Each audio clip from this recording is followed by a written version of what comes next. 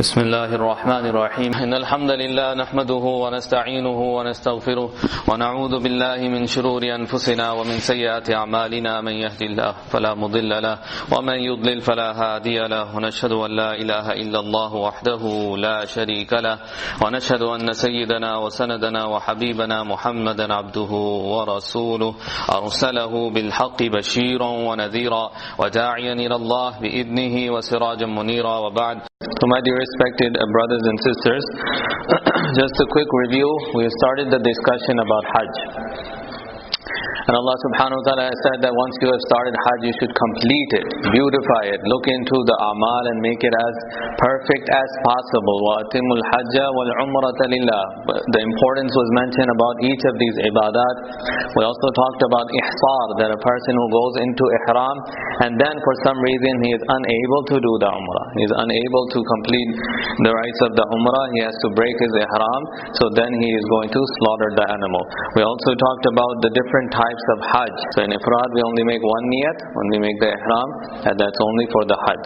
And then for Tamattu you make the niyat of Umrah in the days of Hajj, then you make another ihram for Hajj. And in Qiran you combine two niyats, that you make the ihram of Umrah and Hajj with the same ihram. So we discussed that. And also another thing that was talked about was that when a person does Tamattu, that means he has done Umrah and in the same days of Hajj he's doing Hajj. Both ibadats are being done. So to be thankful to Allah, he has to slaughter an animal. And that too is one of the wajibat. And if he cannot do it, the ayat says, فَإِن لَمْ يَجِدْ فَصِيَامُ ثَلَاثَةِ أَيَّامٍ فِي الْحَجِّ. Then he's going to fast 3 days in the days of Hajj, وَسَبْعَةٍ إِذَا رَجَعْتُمْ, 7 days after coming back, and that will complete 10 days of fasting. Tonight we're continuing from ayat 197. Allah subhanahu wa ta'ala says, Al-Hajju Ashhurum Ma'lumat. The days of Hajj, the months are well known. And this was to point out to the mushrikeen. Remember, Hajj was being done before Islam as well. And many of the ayat for tonight's dars, we're going to see that Allah corrected some of the wrong things that were taking place in this beautiful ibadat. So Allah subhanahu wa ta'ala says that the months of Hajj are well known. Al-Hajju Ashhurum Ma'lumat. No one can really change them or play around with them. And we talked about that one of the acts of the pagans were that in the Ashhurul Hurum, right, in the months that they did not have fighting, they used to play around with those months. When they felt like fighting, they would say these are not Ashhurul Hurum. And when they didn't want to fight, they said these are Hajj. So in Hajj, Allah subhanahu wa ta'ala is saying this is well known that these are the months. Shawwal, Dhul Qa'dah, first 10 days of Dhul Hijjah, these are the months of Hajj. فَمَنْ فَرَضَ, a person who makes it obligation on himself that he is going to do the Hajj or Umrah, فِيهِنَّ الْحَجَّ, he goes and he makes the ihram. Farada here means that he gets into the state of ihram. He makes it an obligation upon himself that he is going to do the Hajj. فَلَا رَفَثَ وَلَا فُسُوقَ وَلَا جِدَالَ فِي الْحَجِّ. These are the three things that are mentioned that he must avoid in the ihram. فَمَنْ فَرَضَ الْحَجُّ أَشْهُرٌ مَعْلُومَات. Hajj के महीने ये मालूम है. فَمَنْ فَرَضَ فِيهِنَّ الْحَجَّ, जिसने इन दिनों में हज को फर्ज कर लिया, فَلَا رَفَثَ وَلَا فُسُوقَ وَلَا جِدَالَ فِي الْحَجِّ. فَلَا رَفَث, the word rafath, it means marital intercourse, to have intimacy with one's wife. In ihram you cannot do that. So scholars have said it's not just that, but it's a general understanding that everything that may lead to that relationship between the husband and the wife, that means openly talking about this type of idea, or to say something to your wife in that romantic manner, all of that in ihram, it's prohibited. And rafath covers that whole idea. Wala fusuqa, wala fusuq here, in general fusuq means any kind of transgression. Yes. Yes, fusuq means that any kind of transgression in general. But here, because we're talking about Hajj, it means the violations of the ihram. That in the ihram, we know it's a very detailed thing. Inshallah, we'll do another seminar only on the Hajj, that in ihram, what are the things to do and what not. But some of the things, not to put on fragrance, not to cut your hair, not to cut your nails, and staying away from one's wife, all of that is covered here. That when Allah is saying do not do any kind of transgression, fusuq, it means don't cross the boundaries when you are in the ihram. First is, of course, no sin can be done even out of ihram. Those are already covered. But in here, especially when it's said in these ayats, it's talking about the violations of the ihram.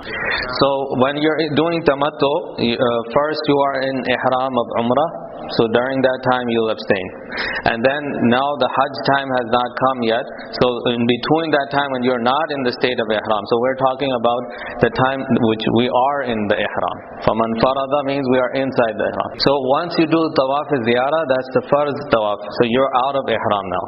So after that, yes, you can go ahead and tawaf ziyarah is the one that's done at the end of the Hajj. After tawaf ziyarah, you're out of your ihram. So all the things of the Hajj are basically complete except for the jamarat. And in jamarat, you are not in the state of ihram. You're staying in Mina, and that's about it. You're staying in Mina, and every day you're going to go and throw the pebbles at the different shayateen, at the marks of the shayateen. So that's going to come up, inshallah. But once the main aspects of Hajj are completed, you're out of the ihram. And here we're talking about in ihram. فَلَا وَلَا فُسُوقَ وَلَا جِدَالَ فِي الْحَجِّ. So here another question can arise that in fusuq it means all types of transgressions. Then why talk about rafath separately, right? Allah subhanahu wa ta'ala is saying rafath and then saying don't transgress. Why say it separately? So that's a famous question that arises in this ayat. So it's actually to show the severity of doing something like this, that when one's wife, a person is doing in the state of ihram. So Allah chose to mention it separately, that it's not just under fusuq, it itself is a great sin. And scholars have said that if a person has done this in, let's say, in the state of ihram, he does it before the wuquf Arafah. That's one of the farz in the Hajj, and he ends up going into intimacy with his wife. So now his Hajj is basically nullified. He has to do it all over again. And as a punishment, is not just a regular sacrifice. It's called budna, that you have to sacrifice either a cow or a camel. छोटी कुर्बानी नहीं होती, फिर बड़ी कुर्बानी होती है सजा के तौर पे, और फिर हज दोबारा से करना होगा. So we find that's why Allah mentioned rafath separately and then fusuq wala jidala. So the third one is not to quarrel, not to have any kind of fights. At the time of Zaman Jahiliyyah, the ignorant state, people used to fight over the aspects of Hajj. Right? Some used to do the wuquf in only Muzdalifah, they didn't do it in Arafat, and they were said that wuquf is only Muzdalifah. Some did the whole Hajj in the days of Zulqa'dah, and they didn't do anything in Zulhijjah. So they used the different ibadat in the Hajj as a point of argument, and it was always a fight. So they would call one group on guidance, the other is misguided. They would say you're gumrah, you're wrong. So it was a point of fighting. So Allah subhanahu wa ta'ala in this whole ruku is making it very clear that once we have said it, that's the bottom line. You don't have to fight now. The other point of fighting, we can understand that what happens nowadays is that when groups go out, and you'll see those who have gone for Hajj, many things that are promised, they don't take place. Right? Many things that are promised, the amount of money that is paid. And this is also a test from Allah subhanahu wa ta'ala, that a person, he thinks that okay, this is going to happen, this guy, and he pays for it, and then over there's a big fight with the muallim or whoever's in charge, that this is not what I paid for, that's not. So Allah subhanahu wa ta'ala is instructing that the whole idea of Hajj, don't forget that you have to be respectful. Yes, different tests will come. You're in the state of traveling. So man hajja lillah falam yarfuth wa lam yafsuq raja'a ka yawmin waladathu ummu. So Rasulullah in the hadith has used the same words, that he was not shameful and he did not fight with anyone, he did not cross the boundaries of Allah. Then the reward is that when he comes back for Hajj, it will be as if he was born. وَمَا تَفْعَلُوا مِنْ خَيْرٍ يَعْلَمْهُ اللَّهُ. But my point is that when we go for such a ibadat, Allah is going to test you, and that test can be in different forms. And just from the muallim side, that's just maybe just one example, but things can go wrong within the family. I've seen that families, they went together and they're fighting with each other because they're so frustrated, or they didn't get a seat, they didn't get the room. So it can be many points. So when a word is left in its general form, so we have to just understand that Allah wants us to stay away from it. And I was going to get to that point, that is an eloquence of the Quran, that Allah is saying wala tarfus, wala tafs. Allah did not say do not do it, you do not do it, you do not do it. Allah subhanahu wa ta'ala is saying as a masdar. The word is used as a term that there is no such thing as shamefulness in Hajj, or as a sin in Hajj, or as arguments in Hajj. So they keep away from it to that extent that it's not just on particular individuals. The whole idea should be abstained from. So if a test comes for the sake of Allah, a person should drop the whole idea of fighting back or taking revenge or shameful acts. Hadith, you point out, yes, the hadith does not mention jidal, but when the Quran has pointed out something in its own way, it's not necessary that the hadith has to also say the same words. Rasulullah ﷺ would sometimes explain in the same words of the Quran, and sometimes the actions of Rasulullah ﷺ show that how he used to stay away from jidal. That's very clear. وَمَا تَفْعَلُوا مِنْ خَيْرٍ يَعْلَمْهُ اللَّهُ. And then when you yes, should we keep it at the end, because we might not be able to cover? Yeah, I think a lot of people have questions. It's not that I don't want to answer, but should we wait till then? Okay. So وَمَا تَفْعَلُوا مِنْ خَيْرٍ يَعْلَمْهُ اللَّهُ. Now the point of ikhlas, Allah subhanahu wa ta'ala is saying, don't worry, whatever you are doing which is good, Allah knows about it. Okay, when you do your Hajj, don't worry about showing people, telling people about it. The point is taken care of, that Allah knows what you are going through. If there's jidal and you have been patient about it, Allah knows. So all the good that you are doing, Allah is saying that we are there, we know about it. So ikhlas is being instructed there. وَتَزَوَّدُوا فَإِنَّ خَيْرَ الزَّادِ التَّقْوَى. Take provisions with you, because the best type of provision is to abstain from asking. Here the word taqwa is used, but it is in the context that you should not be begging there. When we get prepared to go for an ibadah, especially for Hajj, there was this wrong idea that people say that we're going for the sake of Allah, Allah will take care of our needs.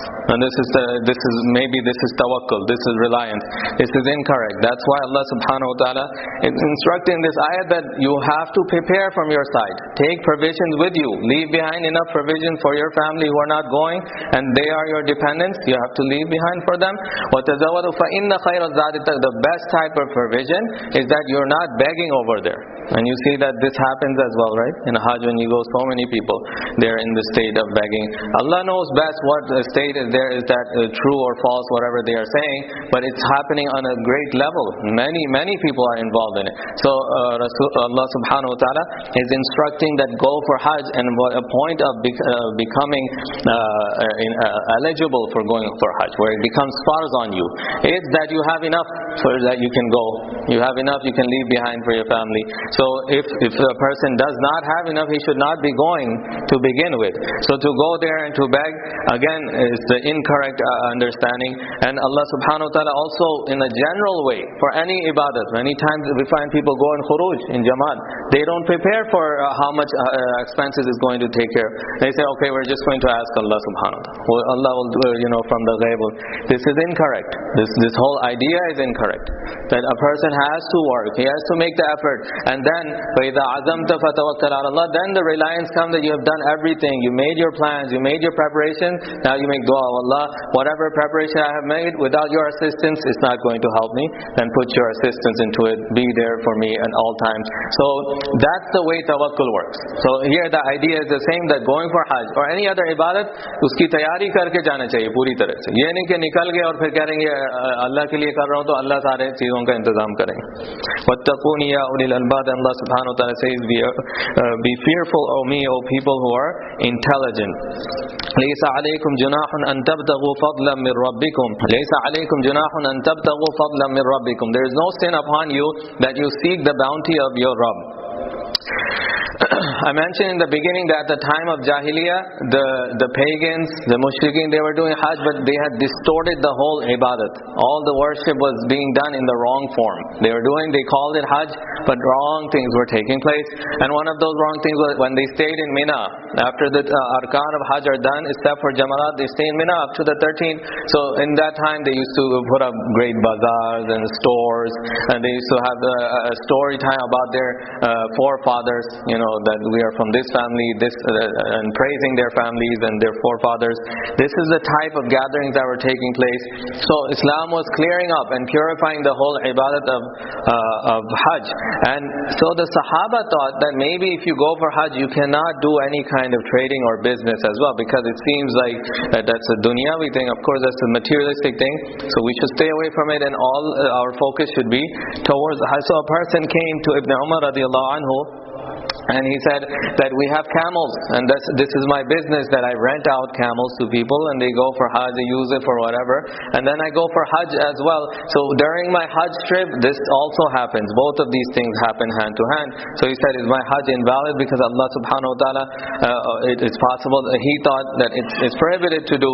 So Ibn Umar radiallahu anhu said that the similar question came to Rasulullah sallallahu alaihi wasallam, and the Prophet did not answer until these verses were revealed. لَيْسَ عَلَيْكُمْ جُنَاحٌ أَن تَبْتَغُوا فَضْلًا. And it basically points out that if you go, there is no sin on your part if you seek the bounty of Allah subhanahu wa ta'ala even during Hajj. Now, the form it comes into, that there is no sin on you, it's the hikmah and the wisdom behind it is that Allah is not encouraging this thing, right? If you are going to do it, there is not going to be any sin. So there can be two scenarios, that a person leaves from his house and he has the idea that I'm going to do Hajj and some business on the side. So scholars have said that if he involves himself most of the time in the business, the virtues of the Hajj will go down because his focus is away from Allah subhanahu wa ta'ala. On the other hand, a person does not go out with the intention to do business, but something goes wrong that he loses all his money while he's traveling, or some financial emergency comes up. So in that state, he decides that I will trade, or I'll make some kind of dealings during that journey, so I can have enough to come back and take care of the rest of the expenses. Then it will come under the permissibility without any sin whatsoever. But at least for those 5 days, scholars have said those 5 days from 8th to the 13th, that whole time, that we should not involve ourselves in any kind of materialistic thing. That's the mustahab level.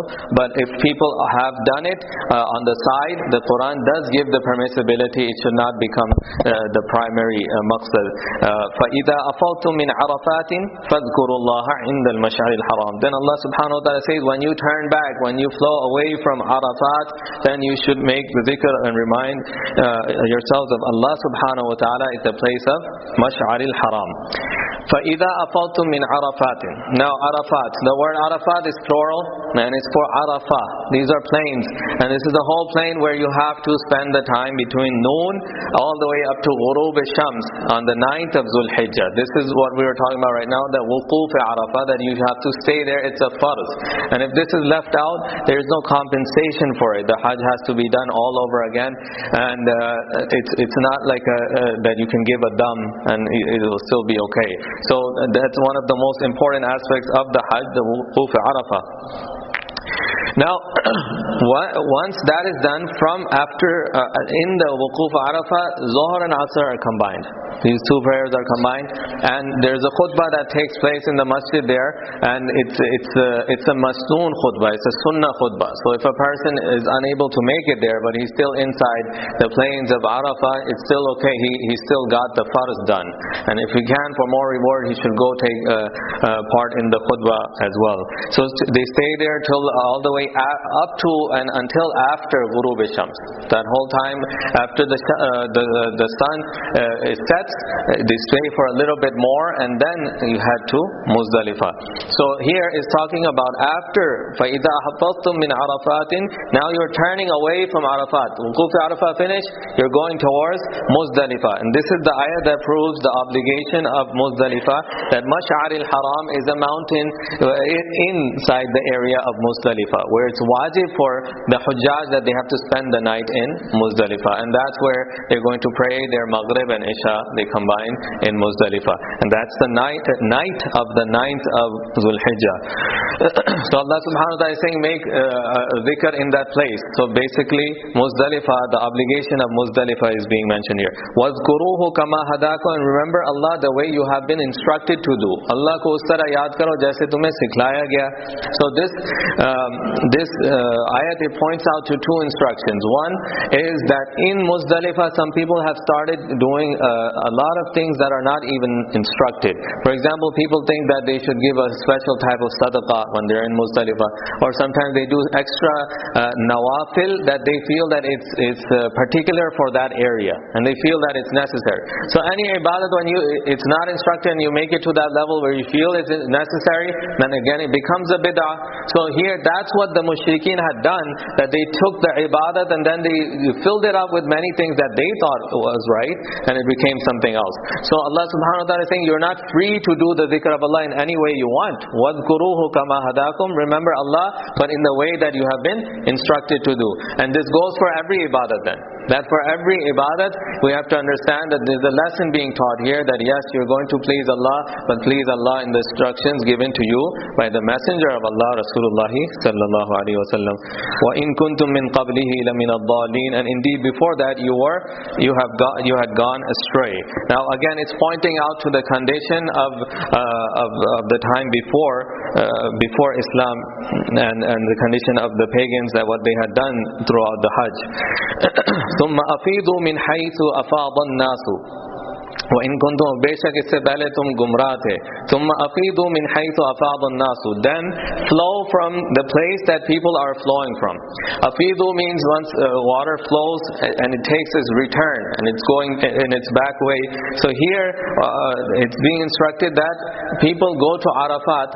This is Makkah, and then Mina, Muzdalifah, Arafat. Arafat is 9 miles away from Makkah. So on the way is Mina, Muzdalifah, then Arafat. So once you stay in Arafat, then you start going back towards Mina. It's like that. You go and then back.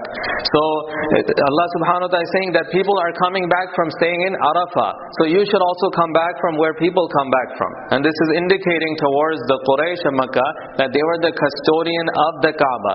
And they thought that they were special people. So out of their own ignorance, they came up with this idea that we should not leave the hudud of Haram. Arafat is outside of the hudud of Haram. So what they used to do is they used to do their wuquf in Muzdalifah and they went back. They did not go to Arafat with everyone else. And it was trying to show their speciality that, we are the caretakers of Kaaba, so we don't have to leave the hudud of Haram. We'll go up to Muzdalifah and make our wuquf in Muzdalifah and come back, and it's okay for us. So Allah subhanahu wa ta'ala is instructing that flow back with everyone, where they're coming back from. So everyone has to go to Arafah and then come back. And one of the wisdom of Hajj is to show that equality in the ummah, right? If you look at how we are dressed, there's 2 sheets, right? In reality, when people are dressed in regular days, you see if a person is in a suit, you know that he has some money in his account, right? Another person is in rags, they think that he's a homeless. So by the way we are dressed, we are judged at times. But when it comes for Hajj, every single person is in those 2 sheets that you can't tell who's who. You can't tell who's a millionaire, you can't tell who's a person who's a faqir. But that's why when these people were making their special moves that we are the custodians of the Kaaba, that was taking away from the wisdom of the Hajj. So it's important to understand the whole idea of Hajj. In the khutbah that Rasulullah gave during the Hajj, it said that there is no superiority of Arab over Ajam. There is no superiority of black over white or white over black, right? So it was to bring everyone under one form. And scholars have also said that not just in Hajj, but in regular life, social living, you will learn a lesson here, that those who are of the high status, those that are the elite, they should not cut themselves off from the rest of the ummah. They should not feel that every place they have to have something special, not with everyone else. Yes, sometimes it's needed. They cannot do things like everyone else, so it's needed.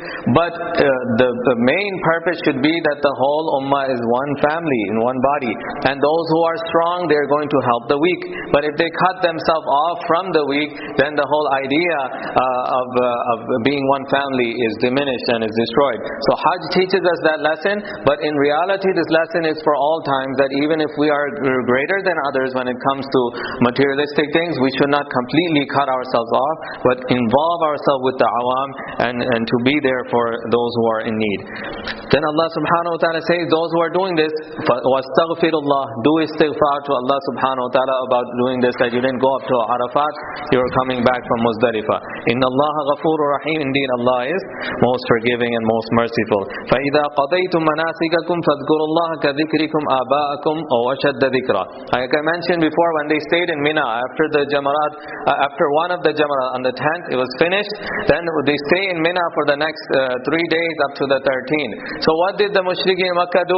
They were staying there, but they were holding gatherings about dunyawi things, about their families, about their forefathers, and about their achievements. These were the talks taking place.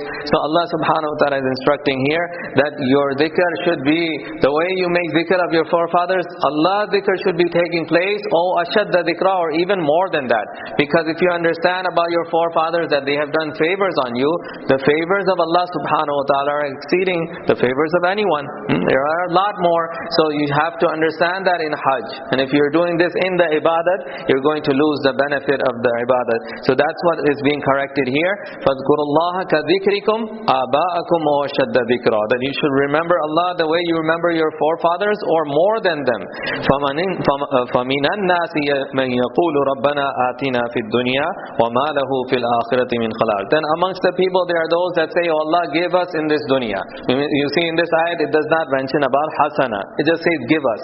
So again, this was one of their habits, that they were making the du'as, but they were making all their du'as for the dunya. Allah, whatever wealth, give us in this dunya. Health, give us family, give us fame, give us strength. Everything related to this dunya. So we're learning from these type of ayat that Allah subhanahu wa ta'ala is turning our focus, that even in your du'as, it should not just be for the dunya. And scholars have said that when we take wazaif, or we ask a scholar, what should I do for this particular masla, it should not be just for problems of this dunya.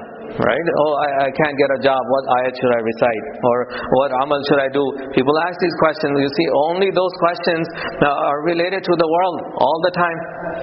But those who understood the concept of what Allah wants, their du'as covered both sides. A great scholar, when he used to drink Zamzam, today when people drink Zamzam, they say, I have this disease, I have this problem, I have this, right? And then all the problems of this world, they're making dua for that.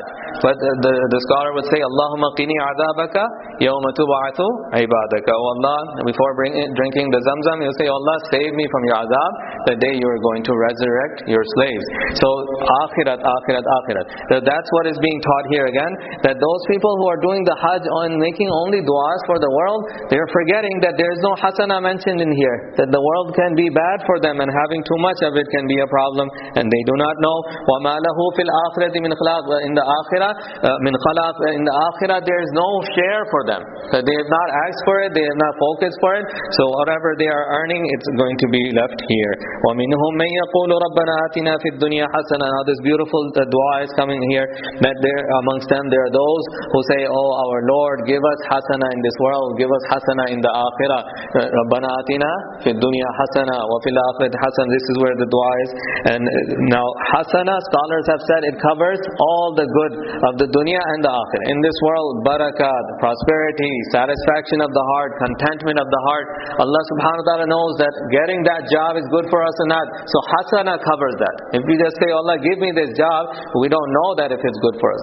So by asking for afiyah, by asking for hasana, then that means you're asking the better of the decision of Allah subhanahu wa ta'ala. You decide what's better for me. And hasana fil akhirah, that all the stages of the akhirah, from death to all the way to getting into Jannah, and the pleasure of Allah is covered in that. Rasulullah would often make this dua, and it's instructed during the tawaf as well, that this is one of the dua that it should be recited excessively. وَقِنَا عَذَابَ النَّارِ. And save us from the azab of fire. أُولَٰئِكَ لَهُمْ نَصِيبٌ مِمَّا كَسَبُوا. These are those who had focused. Now one more lesson we learn here, that dunya and akhirah both are mentioned. So vice versa, if a person only makes dua for the akhirah, that's also incorrect. He's only making effort for akhirah and says, whatever the dunya is, I don't have to ask Allah. So Allah subhanahu wa ta'ala, we are in need for Allah in every second and every moment of our life. Right? In this world, in the akhirah, death, all the stages we're going through, Allah is there on our side, we're okay. If not, there's a problem. So we have to ask for Allah's help and khair and good from Allah for all the moments. So if a person thinks that he's very pious and he only makes dua for the akhirah, he leaves out the dunya, then again, there can be wrong that's coming to him in this dunya that he does not know about. So that ideology is also corrected here, that both are being mentioned. أولئك لهم نصيب مما كسبوا والله سريع الحساب. And for these individuals, they will have a share for what they earn. उनके लिए होगा हिस्सा जो उन्होंने कमाया. Their Hajj will be accepted, and whatever they want through that Hajj in the dunya akhirah, Allah will accept their du'as. Wallahu sari'ul hisab, and Allah subhanahu wa ta'ala is fast and swift towards taking accountability. Allah tezi se hisab lene wale hain. May Allah give us tawfiq and understanding. Jazakumullahu khair wa akhiru da'wana alhamdulillah.